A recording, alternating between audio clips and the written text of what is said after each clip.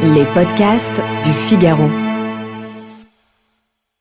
Tout le monde n'a pas les moyens de déboucher un grand cornasse un banal soir de semaine ou pour impressionner ses beaux-parents, et pourtant, ce n'est parfois pas l'envie qui manque. Voici comment tromper son monde en toute discrétion.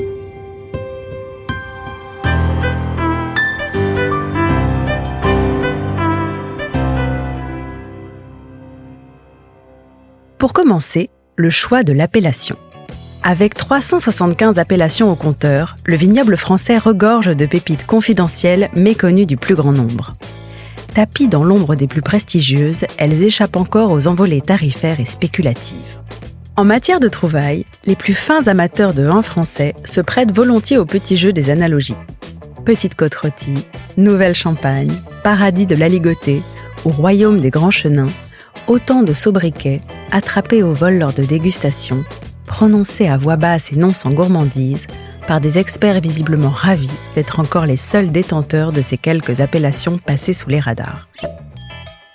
Jouissant des mêmes terroirs que leurs vénérables voisines, avec parfois pour seule frontière une délimitation de quelques mètres, il existe encore des appellations où l'on trouve des vins d'une finesse et d'une profondeur n'ayant rien à envier à certains crus parmi les plus prestigieux, affichant des prix insolemment bas au regard de leur qualité.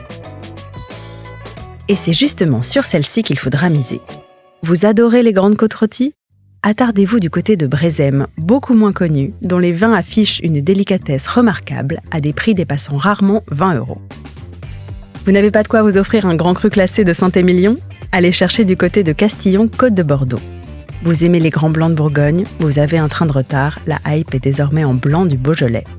Et croyez-moi, le petit jeu des vases communicants est loin de s'arrêter là. Ensuite, la mise en scène. Vous n'imaginez pas à quel point nous sommes bien peu de choses face aux apparences. Un verre, une lumière, un carafage, autant de détails qui peuvent subtilement changer la donne et faire passer un petit vin pour un très grand cru. Tout d'abord, en matière de verrerie, sachez qu'il existe désormais des alternatives bien moins coûteuses que les superbes altos, à la tige élancée comme une danseuse d'opéra et au buvant fin comme du papier bible.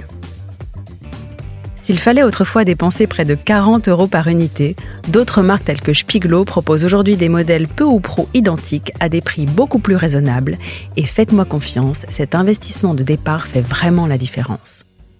Et si vous vous sentez pousser des ailes, faites le coup de la carafe et des lumières tamisées et laissez le charme opérer. Enfin, le discours. Négligez cette partie et vous êtes sûr de manquer votre coup. Raconter une histoire derrière un vin, qu'elle soit touchante, singulière ou insolite, c'est surtout donner à l'ensemble une autre dimension. Vous faire passer pour un attentif, un sensible, un connaisseur, voire les trois à la fois. En règle générale, les cavistes sont extrêmement forts à ce jeu-là. Apprenez votre petit laïus sur le bout des doigts et redéballez-le au moment de sortir la bouteille. Avant même de l'avoir ouverte, je vous parie que vos invités seront déjà potentiellement conquis.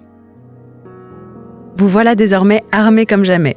Et n'oubliez pas cette fameuse phrase de Brassens, « Le meilleur vin n'est pas nécessairement le plus cher, mais celui que l'on partage ».